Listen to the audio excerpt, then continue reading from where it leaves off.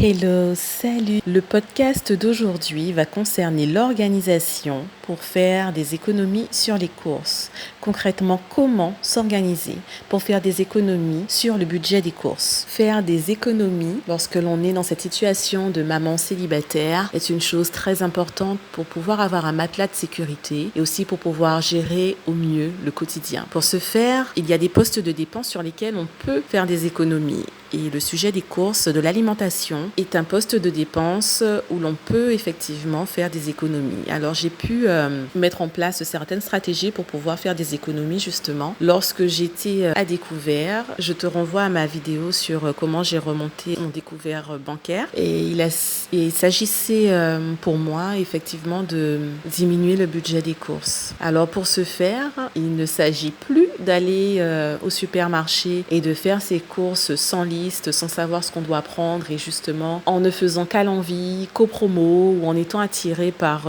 tel ou tel article, mais de mettre en place un processus pour pouvoir mettre en place ces économies. Déjà, bienvenue sur cette chaîne, je suis Leslie. Je suis ici parce qu'il me tient à cœur d'aider, de partager avec les mamans solo. J'ai l'intime conviction que c'est à travers 3 dimensions que sont les finances, le bien-être et les enfants que que notre communauté va pouvoir se réaliser et s'épanouir. Alors si tu veux faire partie de celle-ci, je t'invite à t'abonner à cette chaîne et à activer la cloche pour être informé des prochains podcasts ou des prochaines vidéos. Comment s'organiser pour faire des économies sur les courses? La première étape est de faire les fonds de placard, le réfrigérateur, les placards des courses et regarder ce qu'il reste. Donc on fait l'inventaire et ensuite on prend soit le portable sur lequel on peut écrire sa liste dans les notes ou soit une feuille, un carnet, peu importe l'outil pour pouvoir faire sa liste. Établir une liste est très très important pour ne pas se retrouver avec un surplus ou à acheter des choses que l'on n'avait pas prévues. Donc cela permet de s'y tenir et de pouvoir faire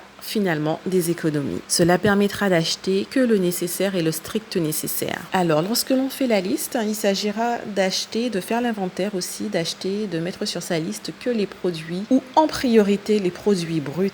Les produits bruts sont ceux qui permettront de pouvoir cuisiner, préparer plusieurs repas. Donc, exit les plats cuisinés, exit les plats préparés, les choses déjà concoctées.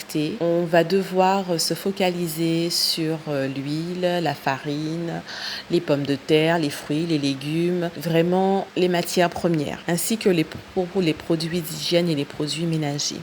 Ensuite, lorsque l'on fait les courses, il s'agira de regarder les prix, non pas les prix affichés, mais de regarder aussi le prix au kilo, pouvoir bien différencier, surtout lorsque l'on a des promos qui sont affichés, de bien vérifier le prix au kilo, parce que souvent, lors des promos, l'article, lorsqu'il n'est pas soldé, il revient finalement moins cher que lorsqu'il est. Donc, bien faire attention à cela. Alors, il ne s'agit pas de ne pas faire les promos coûte que coûte, mais il s'agit de regarder comment on achète et ce qu'on achète. Si un article en promo fait partie de la liste, donc bien regarder et vérifier, et si on doit le prendre, on peut le prendre, on le prend. Mais si un article en promo ne fait pas partie de la liste et n'est pas notifié sur notre liste de courses, on ne le prend pas. On ne se fait pas avoir par les promos puisqu'on doit se tenir au budget que l'on s'est fixé pour pouvoir faire des économies. Alors ensuite, il y a l'astuce des applications à télécharger pour avoir des réductions au niveau des tickets de caisse, etc. Moi, je n'en suis pas adepte. Après, beaucoup de personnes le font. Il faut du temps pour pouvoir effectuer cela.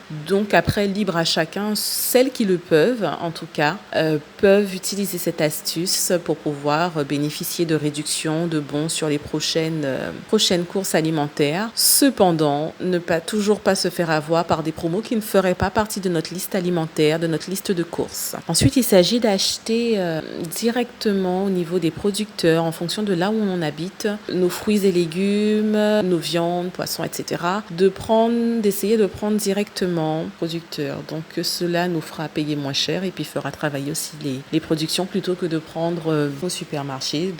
Alors, il y a les systèmes de paniers où on peut se faire des paniers chaque semaine. Tout dépend de comment vous faites vos courses. En tout cas, privilégier cela est beaucoup mieux. Et puis, pouvoir avoir nos légumes frais et nos fruits frais est avantageux. Et une Autre astuce, lorsque l'on fait les courses, lorsque l'on peut, ne pas emmener les enfants en fonction des âges. Lorsqu'ils sont dans la période de tentation, alors bien sûr, on peut toujours leur expliquer qu'on ne va pas prendre tel ou tel article, qu'on ne pourra pas faire telle ou telle chose. La dernière astuce, il s'agit de ne pas emmener les enfants en course lorsque l'on peut, bien sûr, pour ne pas être tenté de prendre divers articles. Alors bien sûr, on peut leur expliquer en fonction de leur âge, mais après, il est beaucoup plus facile et beaucoup plus tenable d'y aller sans eux et de pouvoir faire les courses sans être encore plus tenté, puisqu'on a toujours envie, certaines fois, de prendre un petit plaisir, de prendre un petit plus, etc. pour faire plaisir aux enfants. Voilà, alors si tu es concerné, que tu